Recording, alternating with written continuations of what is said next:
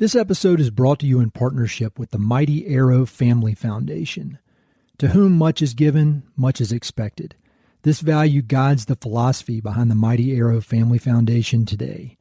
Committed to its cause and infused with the entrepreneurial spirit, Mighty Arrow aims to invest in solutions that take action on climate change to build a more vibrant future, repair relationships from farm to market to table, heal our connection to the lands and waters we call home, and demand a more just and equitable society.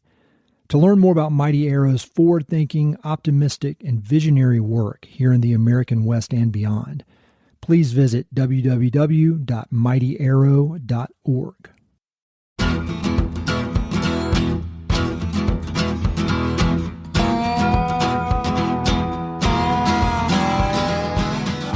This is the Mountain and Prairie Podcast. I'm Ed Robertson. My guest today is Adam Cramer.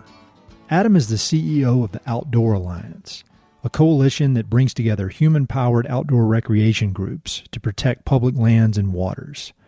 With a deep understanding of both policy and recreation, Adam has helped position the Outdoor Alliance as a powerful voice in the national conservation movement, bridging the gap between grassroots outdoor communities and high-level decision-making in Washington, D.C. Before launching into public lands advocacy, Adam spent years working as an attorney in Washington, D.C. But outside the office, his life was centered around outdoor adventure. He started as a skateboarder, then became a climber, and eventually a whitewater kayaker. A chance encounter in a river parking area led to his first pro bono conservation case, and that spark ultimately evolved into his full-time vocation. Adam's story is a testament to the idea that if you care deeply about a place, there's a way to use your unique skills to help protect it. In this conversation, we talked about the origins of the Outdoor Alliance, Adam's evolution from attorney to coalition builder, and why generosity, not dominance, is his guiding principle for leadership. We talk about why civic engagement matters more now than ever, how outdoor recreation can build bipartisan bridges, and why showing up, even when it feels small, can make a real difference. It's worth noting that we recorded this conversation in early June of 2025, just as a wave of new legislation and political turbulence was rolling across the public lands landscape. Since then, things have continued to change rapidly. If you care about the future of outdoor recreation, public lands, and conservation in this country, I highly recommend that you sign up for the Outdoor Alliance's newsletter or follow them on social media to stay informed and involved. Again, a big thanks to the Mighty Arrow Family Foundation for introducing me to Adam, and another big thanks to Patagonia Denver for generously letting us use their community room to record this episode. Thanks so much. Hope you enjoy. All right, Adam, we got off on quite a tangent when you rolled up in here and we started talking about our unexpected mutual passion for jiu-jitsu. Yeah. But we'll keep that out of this conversation. But I knew I liked you right when you walked in. I knew there's something special about you, and there's the jiu-jitsu. But I always like to learn just about the people that I'm talking to and how they ended up doing this work. And we're going to dig into, all the details of everything y'all are doing because it's more important now than ever. But I'd love to just start at the beginning. Where'd you grow up? From New York originally. New York. Yeah. The city or the state or, are you outside? Brooklyn. Brooklyn, really? Yeah. I didn't know that. Yeah. No, I pass. No, we moved to Washington State when I was in elementary school. Okay. And I had the thickest New York accent you can imagine, and it kind of got buffed out over the years. But so New York is where I'm from, and grew up in Washington State for the most part. Okay. Moved back east at the end of high school, and been back east ever since. So what took your family from New York all the way to the other side of the country? It's funny. My mom and dad, they did their honeymoon in Washington State. Yeah. And it was just like the farthest away from New York they could go. And they were really touched by the place and the landscape and the vibe. And they just wanted to raise me and my brothers out there. So nice. My dad took a job out in Tacoma. And yeah. We were talking before we started recording. We got a mutual friend, Brady Robinson, who was my NOLS instructor in 1999, and that's where we were. We were in the Pacific Northwest. So that was like my first taste of the real deal outdoors. Cascades, Olympics, went down to Smith Rock. So anyway, what a special place. So Did you go to school back east? Is that after high school? Yeah. Where'd you go? I went to university at Penn State. Oh, nice. And then went to law school up in Massachusetts at Boston University School of Law. And so when you were thinking about law school, what was the plan there? Because you're obviously using you're using your legal expertise, and you used it to help get this whole organization up off the ground. But like when you took the LSAT and you're like, all right, I want to go to law school, what were you thinking? What was the plan? Like 21 or something. I mean, just needed something to do. No, was it their plan? You have a certain type of law you want to practice? Or? No. I mean, I was kind of an idiot. Here's the thing. I didn't want to be told what to do generally. And it seemed to me that lawyers usually told other people what to do, and that would insulate me from being told what to do. That was it. I was interested. It seemed like, in this country, a lot of stuff is figured out through law. Yeah. And it seemed like a intellectually rigorous field, and you could make a living doing it. Sure. So that was interesting to me. But no, there wasn't some broader plan. I was a child. Sure. It is funny when you think back, because I remember, like, you show up in college and you're 18 and you think the 22-year-old seniors are like legit grown-ups. And now I look back and I'm like, I was a kid till I was at least like 25, I think. And I guess you are with brain development, For sure. Yeah. And making all these decisions that really do change the trajectory of your life. So you get out of law school, then what?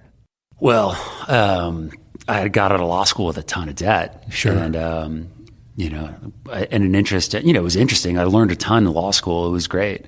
But I followed a girl down Washington, D.C. She got a job at the Justice Department, which is a pretty prestigious place to start out of school. And I went down there and found a job at, there's a ton of law firms down there. Oh, yeah. And that's where things got started. It just is a good place to be a lawyer and learn the craft, sure, the trade. And so all along, I imagine outdoors was a big part of kind of the outside of the 9 to 5, or if you're at a big firm, the 8 till 11 p.m. But like, what was your outdoor adventure life like? Oh, in DC or just kind of all along, like college, law school, up into professional life? Yeah. No, there's definitely a through line there. It started with skateboarding. Yeah. Yeah. Skateboarding was like, that was the fork in the road for me I'd swam and played water polo, did other sports, but skateboarding, that's when I was like, okay, this is for me. And what about it? Like the actual athleticism, but also was the vibe of like not being told what to do? Totally. Yeah. And doing your own thing. I mean, this is like when vert skating was a thing, not so much street. And, me and my friends would like build ramps. And, I remember the first time I went, I was in the 9th grade, and I was getting into it, and I got invited to go along to go hit Dave and Chris Galiza's half pipe, and rode some, the other bus to the other part of town, and went there, and it was just this huge half pipe built out in the woods, in the Pacific Northwest, and it was just intoxicating. And watching these guys drop in and like tear it up, and they were so good, and it was so like equally awe-inspiring and intimidating. I just knew, like, there was no coach, right, and they were just figuring things out themselves, and it wasn't competitive in that. Like they're helping each other push their limits, but not in a competitive way. There was a collaborative, supportive vibe that you don't really find in a lot of conventional sports. And that just spoke to me. I just liked how they were pushing each other and doing amazing stuff, but not at the expense of each other. And I just knew that was for me. And it wasn't too long before my brothers and I built our own half pipe. Thank goodness my parents were gracious and enabled us to do that. But it started with skateboarding. It's just a totally different mindset. And skateboarding led to mountain biking. When we moved back east, I worked at all summer washing dishes, saved up for a mountain bike, and then rode out. We were in Pennsylvania, and it was fantastic. Yeah, riding bikes, and then biking led to climbing, and that was because on we lived in this town called State College where Penn State is. Yep. And there was this alley by the Hammond building, and it was the bricks were all like limestone bricks. And I was always interested in climbing. And then I noticed walking through the alley, there's chalk marks. And when you don't have a background in climbing, you want to climb. Like, how do you even start? Like, I didn't know any climbers. Yeah. And I didn't want to die. I didn't know where to go. But I saw it just clicked. I was like, wait, I could just buy some shoes and climb here. Right it's here. like bouldering, but on a building. You called it like buildering. And that was another, fork in the road. I went, bought a pair of climbing shoes and a chalk bag, and then started climbing just by myself. And then eventually met some other guy, this guy, Brett Rayburn, doing the same thing. And he's like, hey, you want to go? And I'm like, yeah. And they're in central Pennsylvania, they had these limestone quarries, and that's where the climbing scene was. So we go to the Belfont Quarry, and that's where I learned how to climb and tie knots and do all the rest of that jazz. Yeah, so climbing was my jam. I mean, I was so into climbing for a long time, traveled around different parts of the world, and carried it through going to law school. And during law school breaks, I'd do road trips. And then when we moved to DC, the girl I was with at the time, she wanted to learn how to do something new. She's like, climbing's fun, but let's do something new for both of us. And I was like, all right, well, what do you want to do? And she's like, well, let's try kayaking. And we're living in this like beat up little basement apartment in DuPont Circle. And I'm just thinking through, like, how's this going to work? I mean, you need a lot of gear. Like, where are we going to put the boats? Like, where do the boats even go? It's going to be like, whatever. This is going to be stupid. So we go to this pool rolling class. We learn in a swimming pool, and she hated it. Yeah. And I was like, this is great. Like pretty instantly, I was like, this is a lot of fun. Almost got my role on the first day. Yeah. And she didn't like it at all. And then we broke up. Not too long after took care of that, yeah. And not because of that, yeah. but then I had a lot of time on my hands, and DC is like one of the best whitewater cities in the world, and just got deep in the scene. And being a lawyer during the day, as you're saying, like 8 to 11, some days, but had these two parallel lives, like being at this big corporate law firm.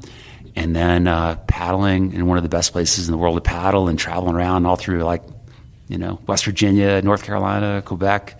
Yeah, That's so it was great. Cool.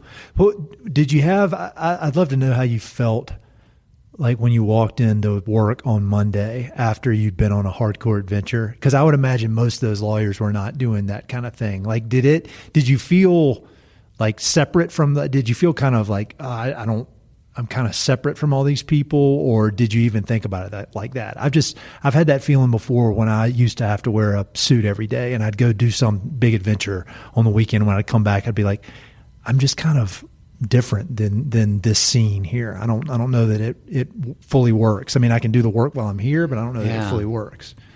I mean, you may not have even cared. You seem like you probably don't even care.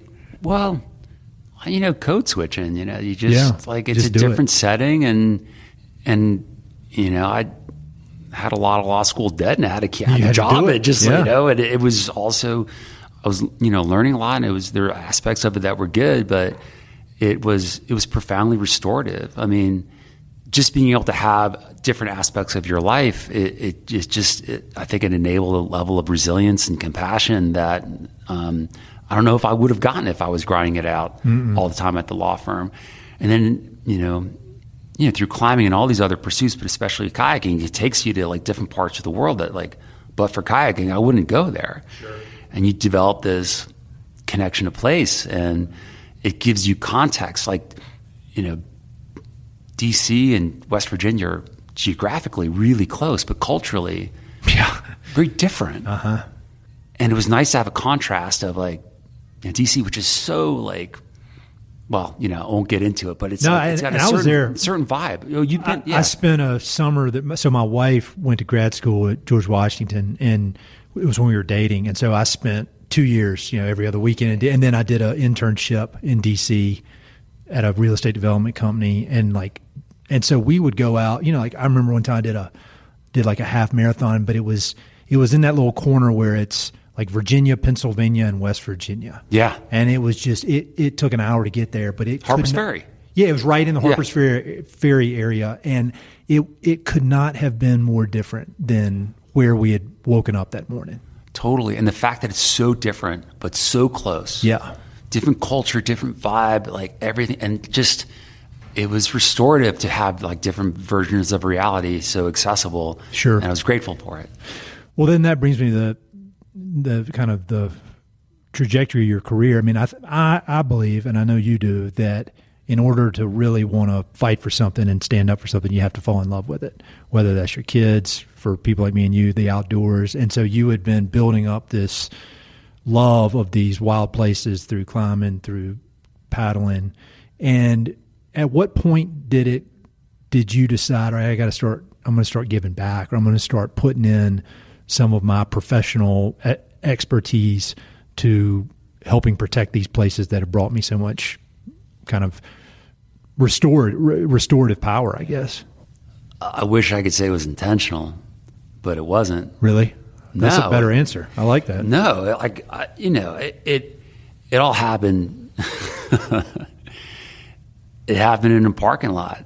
Like after paddling, this guy comes up to me and he's like, "Hey, Cramer," because we were kayakers, we were like emotionally stuck in the 8th grade calling each other by our last names. He's like, "Hey, Cramer, you're a lawyer, right?"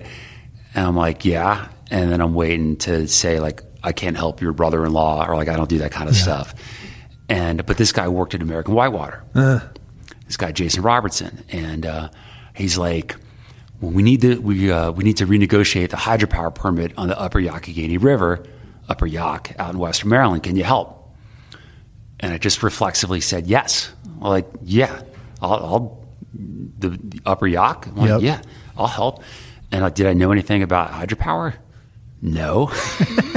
Or negotiating with like multinational companies? Like, no, at all. Yeah. But the place was important to me, and it was important to my friends, and I knew the river, I knew the community, and I knew that I could be helpful. Now, if Jason was like, "Hey, Cramer, could you help renegotiate a hydropower permit like in Georgia, or help work on something in Colorado?" I would have said no. Mm-hmm. I mean, just being honest. Yeah. But that place was, I felt a sense of responsibility.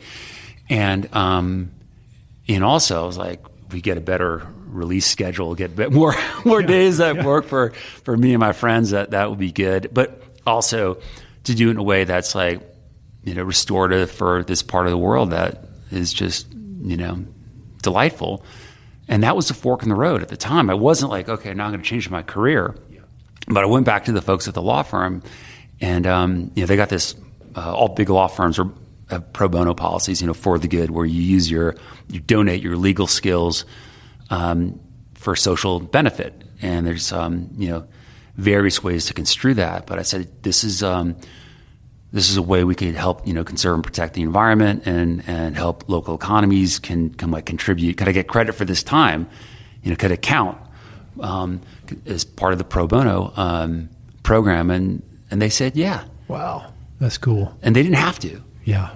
But they did. And that was the fork in the road. I started working on that, and it took a number of years. And in doing that, I realized like I'm more interested in solving these kind of problems than law. I mean, law is cool, but in a sense, it's like subliminated violence if you think about it. Right? Law is a way to like help people resolve things where they can't, where they just want to go at each other. Sure, where they used to go at each other. That's right. That's right. And it's a way to like, let's be civil and systematic and fair, and like you got your differences. Let's figure out like there's a right and a wrong. There's different sides, and there's a lot of social utility in figuring that out. And it's interesting, but figuring out how to balance all these competing interests of like river ecosystems and fish and local economies and power generation and kayaking, and how that like all these constellation of factors could fit together, to me, way more interesting than who's at fault, who has to pay for one thing or another. And not to like cast shade on the law. No. Yeah. But it's just for you personally. For me, it spoke to me. It was like a way more interesting problem to solve. I wanted to spend more time solving those types of things. There's more of a creative, collaborative approach to it. And that's what led me down the path to working at Outdoor Alliance. I mean, it wasn't by design. No, well, it's the similar story with me. I mean, I was in the real estate business, and I was doing some volunteer stuff for conservation. And, with private lands conservation, a lot of it is just real estate. And I realized over time that I enjoyed the conservation part a lot more than the deal making, kind of schmoozing, trying to force deals to happen. And eventually, and it wasn't intentional, but eventually I ended up going all in on private lands conservation. And so I think that's a good lesson for people that especially like people in their early 20s, to know, like, well, you can make all these plans, but in the end, it's just going to kind of happen, I mean, I guess that's scary and motivational at the same time, or exciting, because, things are just going to come together, and you're a perfect example of that. Well, thank you. Yeah, it's like, it's just realistic. I mean, you could come up with all these plans and all these intentions, but then what's that saying, like, man plans and God laughs, or something like that? Exactly. Yeah. It's like, you just got to roll with it. Just go. But just like with you were able to, like, leverage your expertise in real estate to do something that aligned with your values and just protecting places. Like, you took your skills and you applied it in a way that was very meaningful. And I, tried to do a similar thing. Like, I had certain negotiating and the skills and legal skills and ways of thinking about things, and I applied it to something that was personally meaningful. And it then had the patience and the openness to see where it led. That's the big thing, is patience. Yeah. That's hard, and that's hard for me. But you do just kind of have to, I don't like the term grinding, but there is just a work very hard for a very long time, and then hopefully good things happen. So, on the conservation, on the Outdoor Alliance's website, there's a really awesome page, and I'll link to it with the history of the organization. And so I'll put that on there so that folks can go through, because it's really interesting. There are a lot of names, some that have been on this podcast that were involved. But can you just kind of walk us through, from your perspective, how that organization came together? Because it just seems like that's one of those things as well, that things just started aligning, people's values started aligning, and all of a sudden you've got this really impactful, powerful organization that's doing such great work. But I don't know that was the plan from day one, was it? Well, kind of. I appreciate the kind words. It all starts with the member organizations of Outdoor Alliance. American Whitewater, Access Fund, IMBA, Winter Wildlands Alliance. These organizations have been doing incredible work for decades. Yep. And the way their work is, like, it's effective because they're accountable to their constituents, to their members, to backcountry skiers and surfers and kayakers. So they do their work, and they're serving the community, and they've been doing it for a really long time. And they've been focused on, in a provincial way, trails, rivers, crags, that kind of stuff, very effectively. And there was, question of, like, all this stuff's important, but, like, they're bigger issues, like a bigger setting. Like, you got trails, you got crags, you got rivers in a national forest, right? So you could focus on, like, these little attributes of the forest, but, like, how about the whole forest? Zoom out a little bit. Yeah. Like, how about, what if you get involved in the management of the forest, or, laws and regulations that impact all this stuff? Mm-hmm. The possibility of, like, having some influence, some positive influence on these things. And it's hard to do those things when you're acting by yourself. Yes. Right? But as a collective, and this is not just for conservation or outdoor stuff, it's like just the way the world works. Yeah, like, humans. You can get a lot done by yourself, but if you scale with other people and other interests, you can get, like, a ton more done. So with Outdoor Alliance, it really started with a question. And the question was, could kayakers and backcountry skiers and climbers, could they all get on? Is there common interest there? I mean, there was a belief that there could be, but they're all so powerful and impressive. Could they work together? Yeah. And we didn't know the answer to that question. And that's how I got involved with Outdoor Alliance. They got some support from a pretty visionary guy and foundation, Turner Foundation. Oh, great. And the guy who was running Turner Foundation at the time was Mike Finley.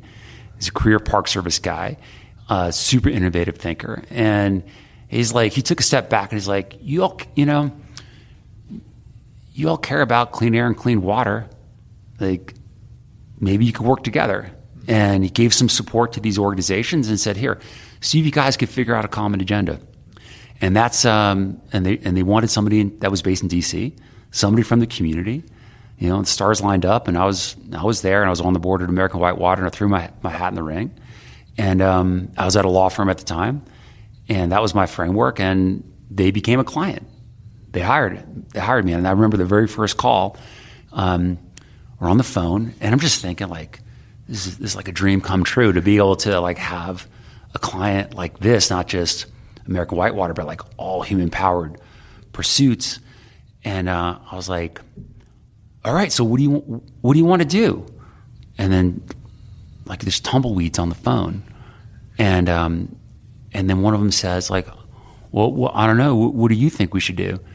And I was like, what are you talking about? I'm your lawyer. I'll help you do whatever. Like you're the client. Like, sure. I can't tell you what to do. Why did you hire? What are we doing here? And then one of them said, is really clever. He's like, hypothetically, if you were us, what would you do? Then I realized, okay, this is not a law job. Yeah. And then I had to change. I had to evolve. If I wanted to do this work, I couldn't approach it from a legal lens, and had to like break down this client counsel type of framework. Sure. And we started spending time like figuring out like, well, what did they want? And nobody really ever gave them the opportunity or the resources to look at the bigger picture. Uh-huh. So we started learning about like what was important to kayakers, what was important to backcountry skiers. Of all the public lands, which public lands agency was more important than others? Is it the Park Service or the Forest Service, Bureau of Land Management? And it's like this really deep introspective exploration about like, they knew that certain things that they didn't have in common with. Right. Like, what's an example of sticking point that there? Because when you tell, like when these stories come out and then people look back, I think it's easy to think, and they're really smart and they're motivated and they figured it out. But I can only imagine. I mean, that there were some pretty hardcore sticking points as you guys were figuring this out. Yeah, wilderness. Uh-huh. Because you can't ride a mountain bike in wilderness. You can't have mechanized transportation in wilderness. And wilderness is like gold standard for conservation, has been for decades, and that was a metric of success for the conservation community. And you can't ride a bike in wilderness. So like, and mountain bikers on balance are conservationists just as much as everybody else. And how do we go about conserving and protecting land, and what would we think about wilderness designations with mountain bikers? You're gonna like, how's that gonna be resolved? That was like a big sticking point, a lot of anxiety. But in like looking at all these different things, there's so many other things we had in common. Yeah, sure. That we decided like, yeah, let's inventory the things where we don't agree, put that on the shelf. And once we figure out everything else, once we've accomplished everything we do agree on, then we'll go back and figure that out. So there was tension, but a lot of hope. Yeah, and tension's good. I mean, I think if it's approached in the right way, that's kind of what you want. You kind of want to bump up against those edges and figure. I mean, if there's no tension, you're probably not pushing hard enough. You're totally right, and it's informed how we approach wilderness. Like, we embrace wilderness, but if you're going to create a wilderness area and cut out a bunch of mountain biking, no. Yeah. Right? Yeah. Like, and there's other ways to protect lands. Like, you could do both. You could have a continuum of different types of protections. It also illuminated things like roadless areas in the Forest Service. Like about a third of the forest system is roadless areas, and they're exquisite landscapes. And there's a ton of human-powered outdoor recreational resources there, and a ton of mountain biking. And this is a way to protect ecosystems and water quality and landscapes at scale. And you're not cutting anybody out. So we started, like, it illuminated a possibility of like, hey, we could all get behind roadless areas. So that's just one example. It's like that tension of like, what are we going to do about wilderness? Lean into roadless. Yeah. And when it's time to figure out a wilderness polygon, check in with local mountain bikers, see what's important. Does it include a sport climbing area? Mm-hmm. Yeah, well, maybe you don't want to include this sport climbing crag in the wilderness designation. But like, there's a way to figure it out. How was it for you? I'd love to hear more about that process of going from the attorney's mindset of I serve the client, I've got a fiduciary duty to the client, to I'm the one kind of having to set the big strategy and goals. And because that is quite a shift, from being a person that executes to the visionary. How was that? I mean, I imagine you're still learning to this day, but I mean, how was that when you look back on it? Yeah, that's such a good question. It took time, and the CEOs and the EDs of the member organizations at the time, Brady, for example, were just very kind and supportive and generous, and gave me space to figure it out, and had patience so that I could figure it out. And they realized that was the only way forward, Mm-hmm. And they were like, look, dude, you're the one in the Beltway. You're the one that understands how this stuff works. We need you to figure this stuff out. We don't know. That's why we're working together. Yep. And just the artistic aspect of it was totally inspiring to me. Going back to that, the example about the hydropower relicensing on the Upper Youghiogheny, wasn't just figuring out who's right and who's wrong, but how does all these pieces fit together? How can we, as a community, have greater impact? Yeah. And for a lot of the history of conservation, recreational access, I mean, in the beginning, it was crux. It was the foundation. And then things strayed. And then you just wanted to protect places for the sake of protecting them without thinking about experiencing them. And there's been so much wonderful conservation work done over the years. But I wanted to make it more socially relevant, more accessible to more people. Because if it was more relevant to more people, guess what? You could protect more places. So we all had this vision, this desire to iterate or evolve conservation in a way so it was more relevant to more people. And you could end up making people's lives better and protecting more places. And that pursuit, leaning into that and doing it with people like Brady and Mark Menlove, Mark Singleton, Mike Van Abel, and others, it gave me an on-ramp Mm-hmm. or an off-ramp or however, way to transition to Sure. think about things in a more generous, broad way. Are there any particular leaders in any capacity? I mean, it could be CEOs, but any people that you admire the way they lead, or could be, or books that you've read about leadership? I mean, I'm just curious, when you're trying to kind of model your leadership style, are there kind of folks that you've looked to for inspiration over the years? I'm not that deep into the literature for leadership. I'm starting to dabble in it now. But one thing, this is going to sound, man, I'm going to take you a little bit down a rabbit hole. I love rabbit holes. That's the whole point of podcasts. So for most of my life, I was a pretty terrible student. Really? Yeah. No. I didn't even ask because I figured when I heard, Penn State and all that, I figured you were doing pretty damn good. No, I got into Penn State because I lived in Center County, and that was if I lived 2 counties over, I would have. Okay, all right. That was my local university. Okay. Yeah. No, I was I didn't accomplish that much academically. It frustrated my parents tremendously because they're kid's obviously smart, but why is he doing poorly in school? But anyway, so they sent me to a private school in the 7th grade to try to straighten things out. And we learned about Washington State history in the 7th grade.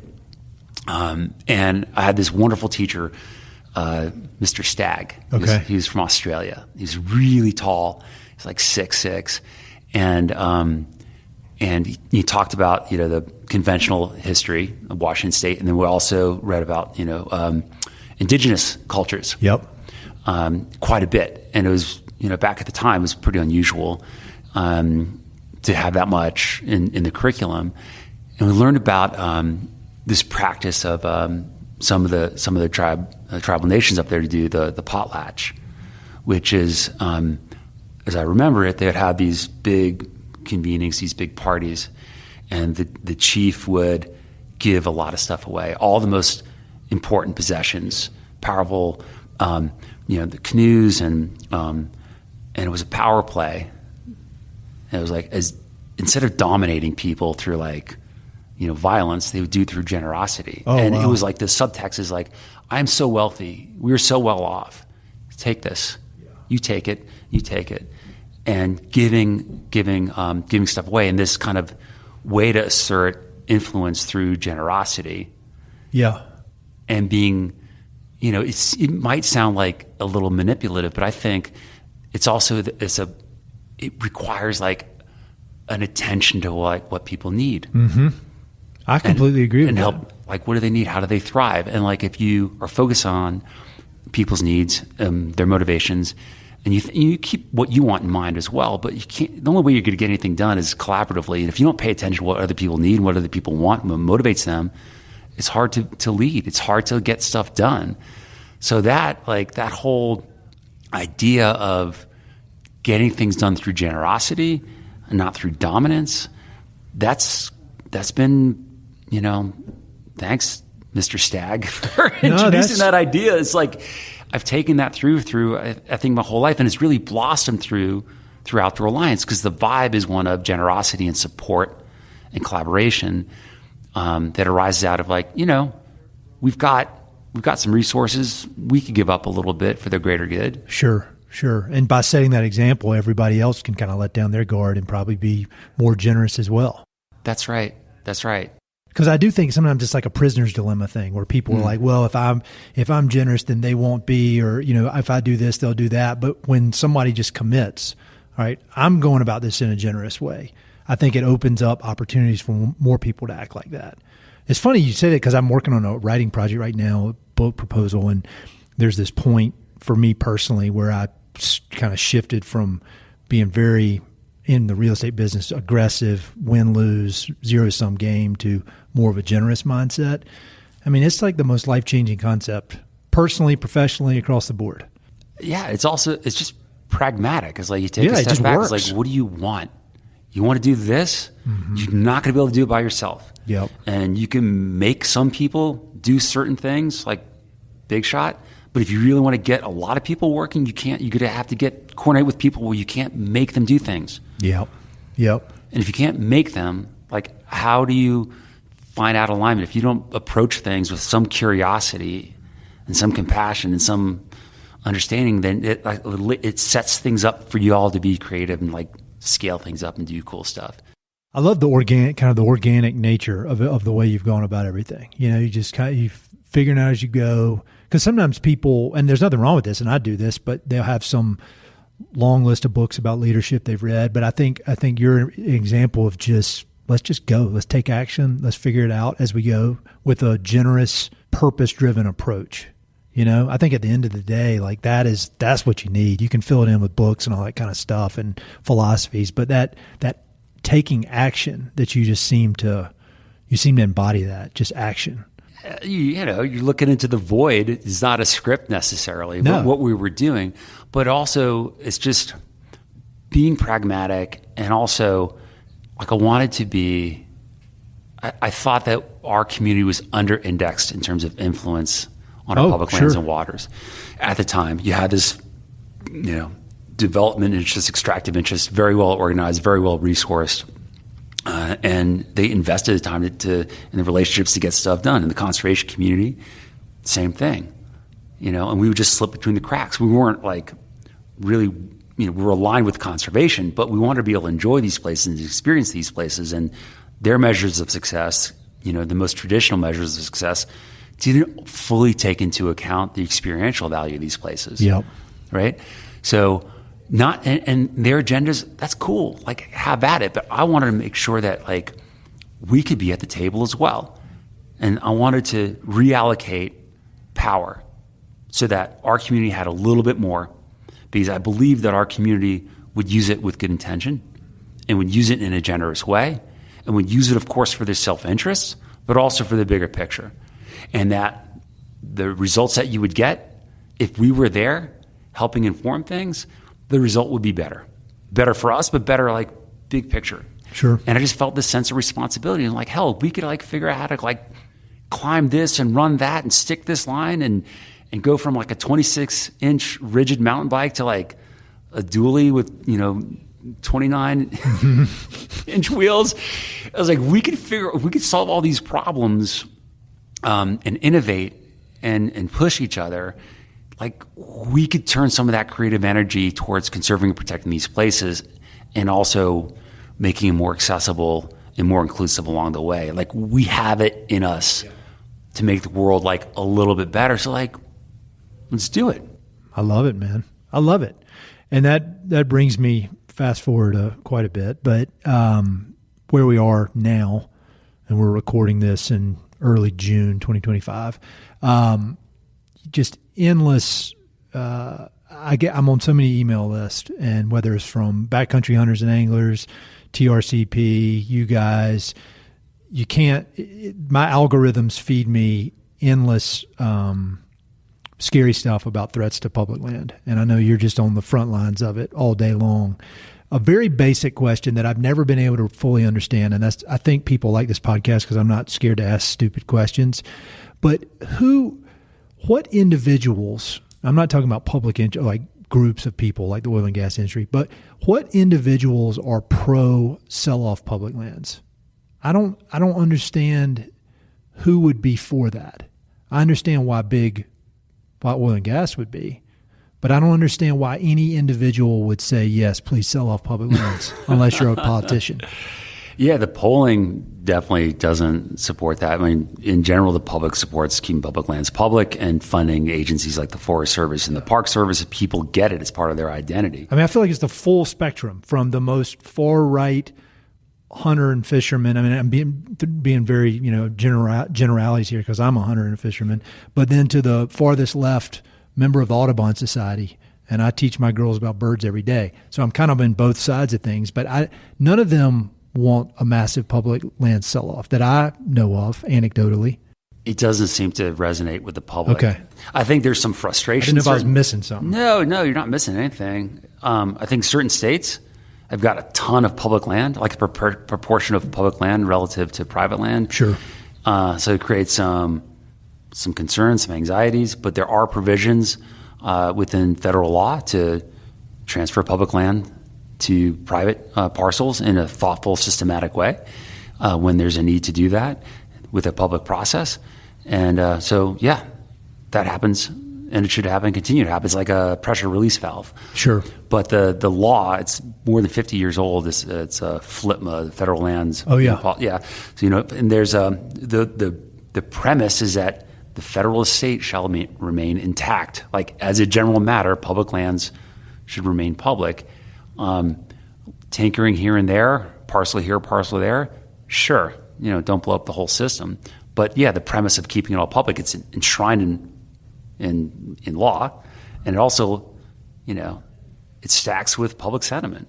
Okay. I just want to make sure I wasn't missing something because I just cannot, I can never really understand who would, the individuals that would be for that. I mean, I'm sure everybody has a right to think whatever they want. But so right now, I mean, I would imagine this is probably the most chaotic time of your career. But like, what are the big picture strategies for you right now? I mean, like when you wake up and go to work, like what are the kind of guiding ideas, guiding goals? What are you thinking about? Because from my perspective, and I'm pretty plugged in, but it just seems like things are changing by the minute or by the day, at least with the new budget proposal that just came out.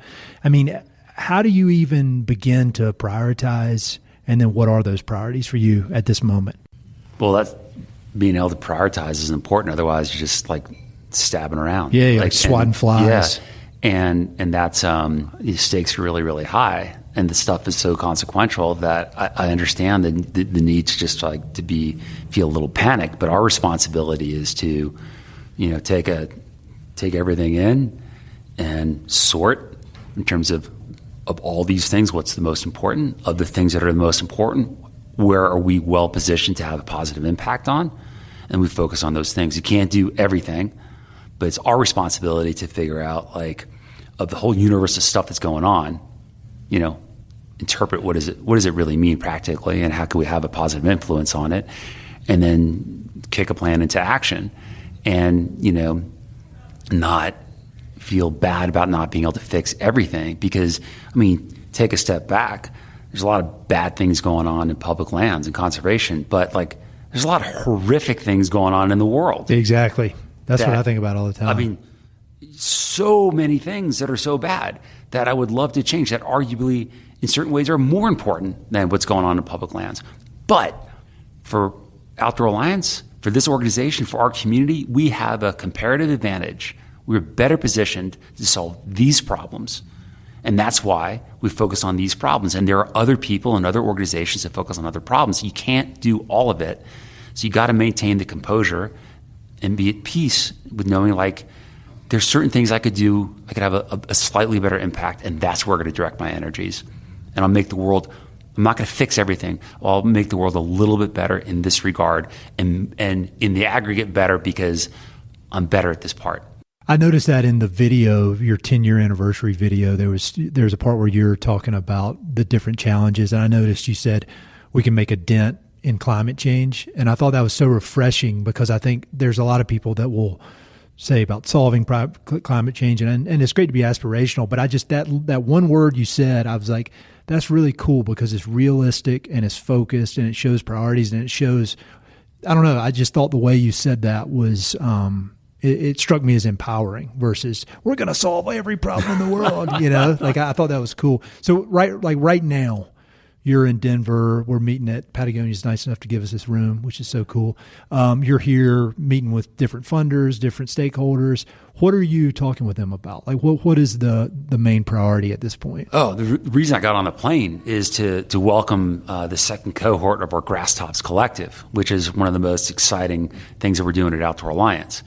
So it's like this progression of, at first we, as national organizations, as a coalition of national organizations, we would advocate on behalf of our community. In the early days, we'd go to D.C., met with senators and people at Interior or the Forest Service, and we had standing to do that because they all had members and we were accountable to everybody.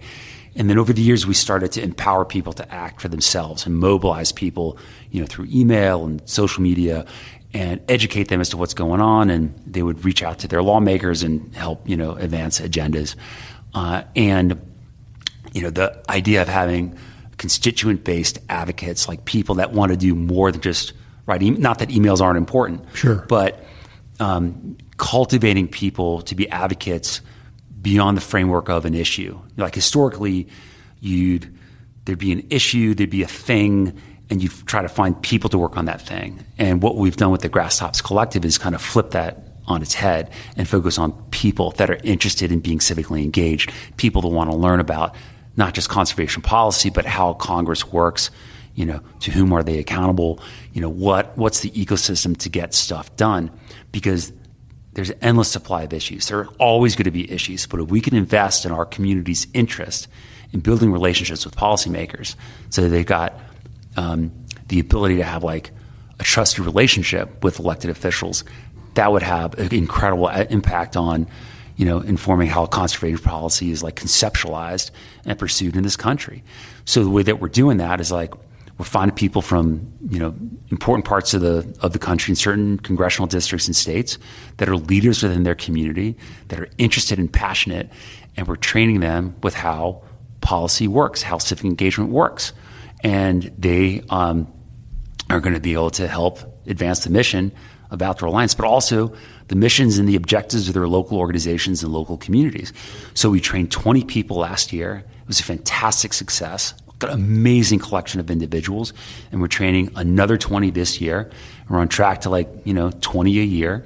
And we just started the training for this cohort. They all convened in Fort Collins, New Belgium Brewing. Yep. They were so generous and gave us some space to bring all these folks together. I met all of them, and they just totally knocked my socks off. It was so cool, and that's why I'm here, in so Denver, cool. And just seeing this program, getting this program, the second chapter, going with it. The ripple effects of that as it, continues to build on itself, I would just imagine that's going to be, you won't be able to measure how powerful it is, but that's going to be, it's just putting good stuff into the world, that has ripple effects that go well beyond just conservation and outdoor recreation, just having engaged citizens.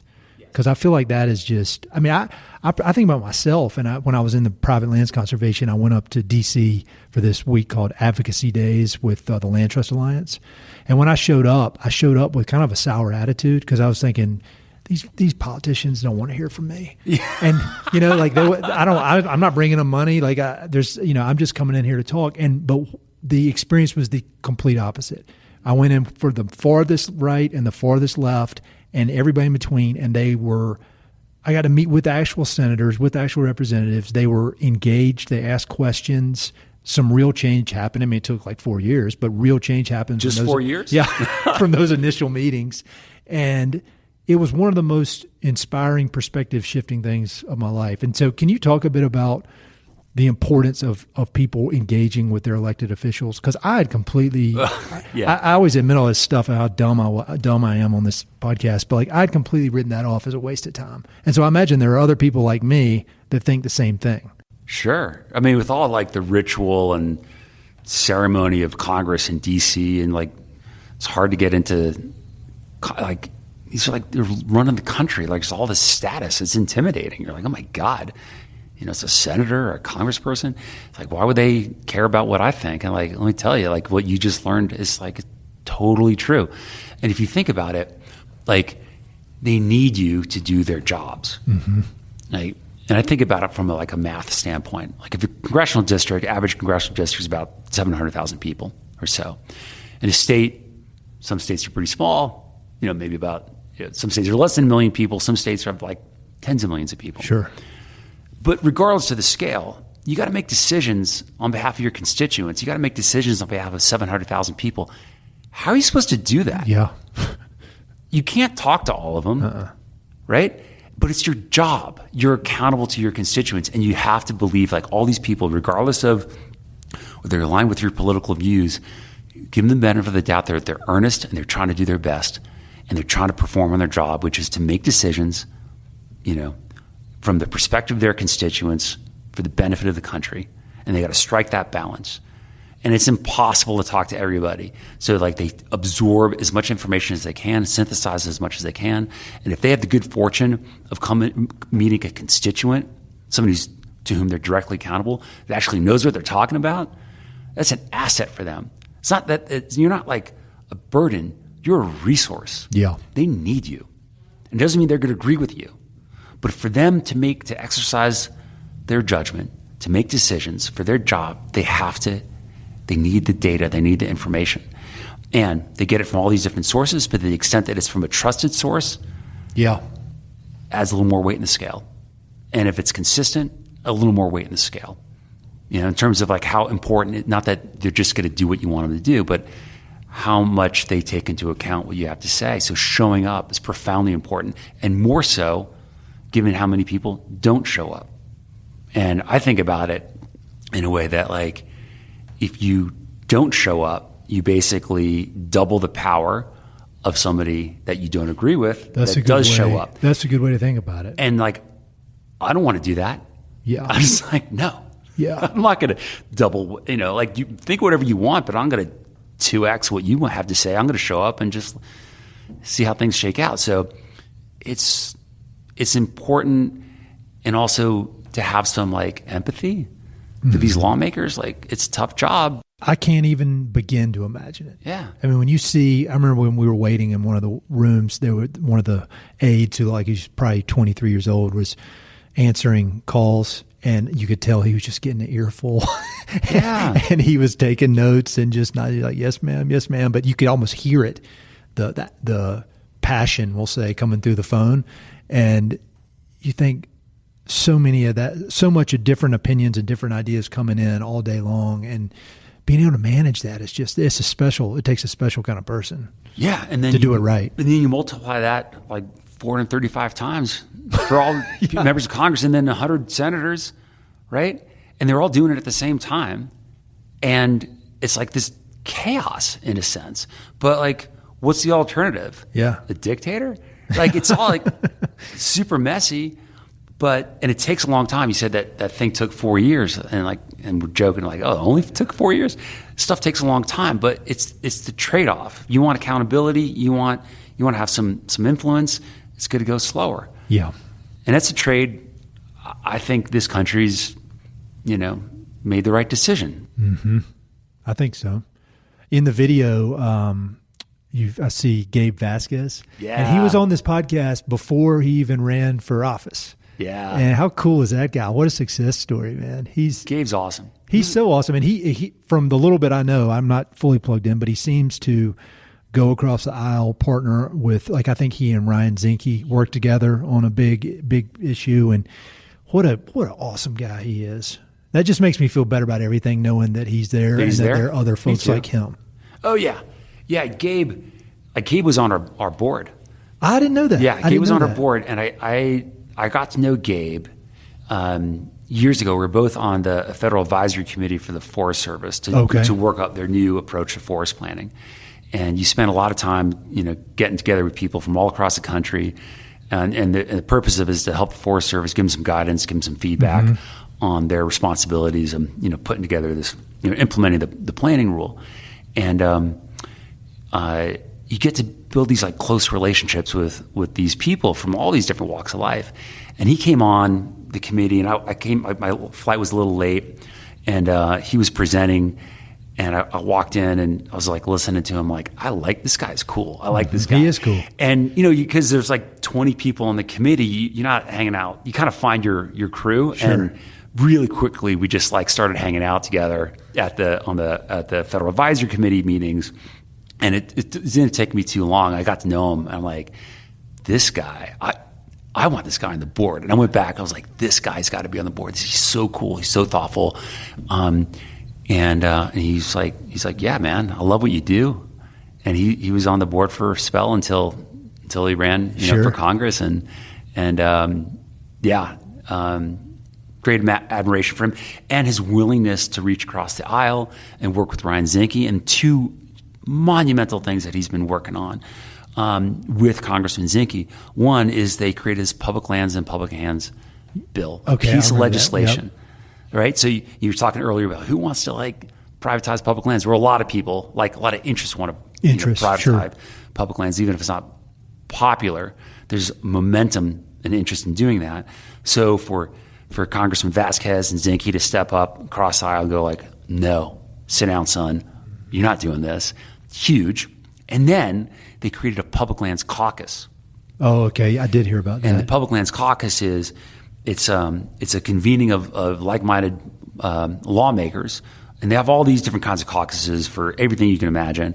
But to create that caucus at this time, you going across the aisle. Now there are 14 members of the caucus. Oh, nice. 7 R's, 7 D's. Yeah. And that helps set the tone in Congress. Like, hey, public lands are important. How? We got this caucus. We got members of the caucus. Isn't that cool? Yeah, it's really cool. And that's Gabe. Yeah, that's just Gabe, making things happen. And that's Congressman Zinke. And I remember years ago I read there was a pretty rough article about Zinke in Outside Magazine, and I read it and I had all these opinions that were in my brain about him. And some might be right, some might not, but the willingness for both of those guys to just come together. You're talking about the overlap of what do we have in common. There's plenty of stuff there we disagree on, but there's this one thing we have in common. Let's focus on that. And I feel like that, seeing that those two guys working together, that was one of those moments, kind of like when I went to DC. You're like, oh, okay, I think things are working here, and they're working. In that particular case, working better than I thought they could. I think. Yeah, evidence that the world. You're not a dumbass. Evidence the world doesn't totally suck. Yeah. Yeah. And it's like Congressman or Chairman Westerman from Arkansas helped shepherd through the Explore Act, right? Mm-hmm. And worked across the aisle with ton of Democratic lawmakers, the late Congressman Raul Grijalva and others, to render this vision of recreation policy. And it passed the House and it passed the Senate. It was signed into law. I mean, in a bipartisan way. Mm-hmm. It's like that's one of the upsides of recreation is like, regardless of your political orientation, like you could see yourself in these places. You could see yourself. You could empathize with these ideas, and it's a way to like bring people together. It's like it's not an abstraction, a mountain bike ride. Yeah. It's a thing that you do. It's a place that you go. It's a way that the trail makes you feel, the way that it's designed, the way that it's in public lands, right? And you could, if you're a mountain biker, you could empathize. You could relate to somebody who's a hunter, Sure. or an angler, Yeah. right? 100%. Creates that common ground. If you got that common ground, you could do some cool stuff. Well, you seem super optimistic. You seem very realistic and very, very focused. But you seem, I didn't know. I was curious since we never met before, and just knowing everything that's going on, I was wondering if you were going to drag in here, and be like, "This, we're in the middle of the shit." But you strike me as being very focused and realistic, but also super optimistic about things. Am I reading that correctly? There's a optimistic element. Things are grim, man. Oh yeah. Yeah. There's no question. Don't get me about wrong. that. Bad. Like this reconciliation bill that came out of the House. Thank goodness the public land sales were pulled out of it. But there's a lot of other stuff in there, and other things were pulled out of it that were harmful. There's a lot of stuff in there that's really harmful, and completely contrary to conservation interests, completely contrary to outdoor recreation interests, contrary to getting a handle on climate change. Terrible stuff in there. But there's some good, like it could have been worse. It seems like you're focusing on the things that you can control. Like you said, where can we get to work? And then let's do it. Do it and mitigate harm, and try to do some good things. But I try to toggle. You mentioned earlier in your career you're with Merrill Lynch, was it? Yeah. You got to have different time horizons, and different investment opportunities make different sense on different time horizons. All right, you got to play things out in different ways. And right now, we're in an overwhelmingly defensive mindset on a lot of issues. And so a smaller part of our portfolio of our energy is thinking about, doing some more positive stuff. But right now, keeping public lands public, I don't have to talk about that, but we do, and we will. And what's going on with efforts to gut the federal agencies, profoundly harmful. And, there's all this whipsawing back and forth with the administration saying, all right, y'all got to go, and people are going to be rift, reduction in force. And then lawsuits happen. They're like, oh no, that's suspended. And just the social, the personal cost on all these public servants is it's cruel. It is crazy. And so on a personal level, it's terrible. But all the intellectual capacity at BLM, at the Forest Service, at the Park Service, not to mention all the other federal agencies, it's going to harm the country. So, just being able to be able to have the capacity to do things, whatever your view on how you should tilt more towards extraction and more towards conservation, if you don't have anybody to make those decisions, that undermines public lands on a whole other level, even if they remain in public hands. If you don't have the, professional capacity and institutional infrastructure to make these decisions, that's devastating. So things are grim, but I do think what you pointed out earlier, the public has a deep affection for public lands, and this effort to gut public lands and gut the federal agencies, the people that are driving that are getting over their skis, because if they push too hard, there already is pushback. That gives me a little bit of solace. I think that the public is going to say, has been saying, and will continue to say, too far. And it's not going to be without damage, but I'm hopeful. Well, we're sitting here, as I said, Patagonia, and I think Yvon Chouinard has some saying about action is the antidote to depression, and I think that's. And then I listened to this. There's this Navy SEAL kind of business guru guy I listen to, and he's always talking about prioritize and execute, and you got to just pick, really zone in on what you need to do and then get to work. And I feel like that's what y'all are doing. Last question, and then you got to go talk to people a lot more important than my dumb ass. I don't know about that. But how can people get involved? What can people do? Whether it's getting involved with your organization or whether it's just taking action to, specifically when we're talking about public lands, what would you give to just somebody who's listening to this, somebody who's got a regular job, they got a family, they love being outdoors, they don't have time to go to DC and meet with people. What's the prescription for them? A couple things. One is hang out with the organizations and the people that inspire you. Right, there's a lot of wonderful organizations out there, and the ones that you like their vibe and like their message, follow them. If they give you opportunities to be engaged, take those opportunities. If you're a climber, check out Access Fund, check out the American Alpine Club, the Mountaineers up in Seattle, or the Colorado Mountain Club. Find the people and the organizations that they're approaching the world in a way that speaks to you as a human being, because it'll be interesting and fun. and it won't be a burden, right? So Outdoor Alliance, we've got, we're on all the different social media platforms, and we endeavor to try to explain what's going on to the human-powered community at scale and educate them and empower them to take action. So if you like our vibe, check out what we're doing, and when we give opportunities to do things like do it, and share the good word, and go on with some hope. And the other thing to do is read books. Mm-hmm. You got any good ones? You got any good? Yeah, man. Give me some recommendations. Okay, I'll give you two. Oh, awesome. I'll give you two. The Fire Next Time. I've never even heard of that one. What? It's one of my favorite books. James Baldwin. Okay. It's exquisite. I've been wanting to read James Baldwin, and I didn't know where to start. But the other day, he got in my head, I need to read his stuff because I've never read any of his stuff. It's beautiful. It's trenchant. It's amazing. Yeah. And Fire Next Time is short. It's only 100 pages.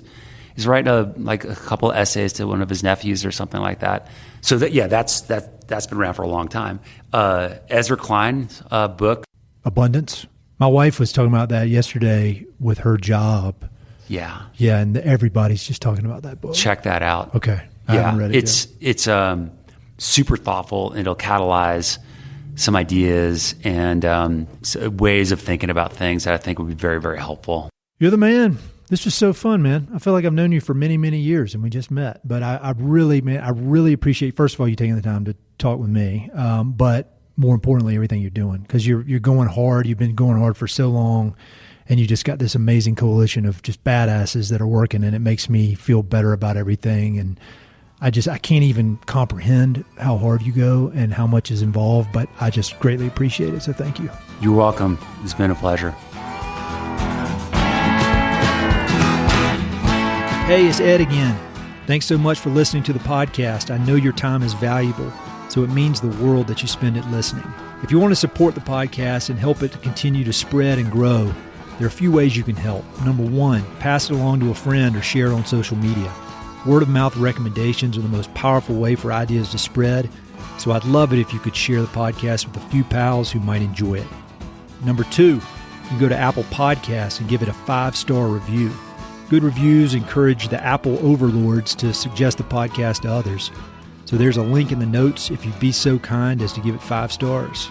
Number three, you can support the podcast financially via Patreon, and there are exclusive benefits for those who do, including a monthly behind-the-scenes newsletter, Mountain and Prairie stickers, live and recorded video chats with podcast guests, and much more. Number four, I've also got 2 emails that I send out. The first is my weekly email called Good News from the American West, which I send out every Wednesday. It's only positive news, something we can all use a little more of these days. And my other email is my bi-monthly book recommendations email. One email every other month with 5, 6, 7, or 8 books that I've recently read and highly recommend. The thousands of people on both of these lists will vouch for me. No spam or other funny business. And number 5, finally, check out my online store for Mountain and Prairie stickers, shirts, and coffee mugs. I've got some really cool designs from Western artists with more on the way, so head to mountainandprairie.com/shop to check it all out. I'd love to connect with you. I'm on Instagram and LinkedIn, so look me up on either of those platforms by my name or through the links on my website. All right, that's it. Thanks so much for your support.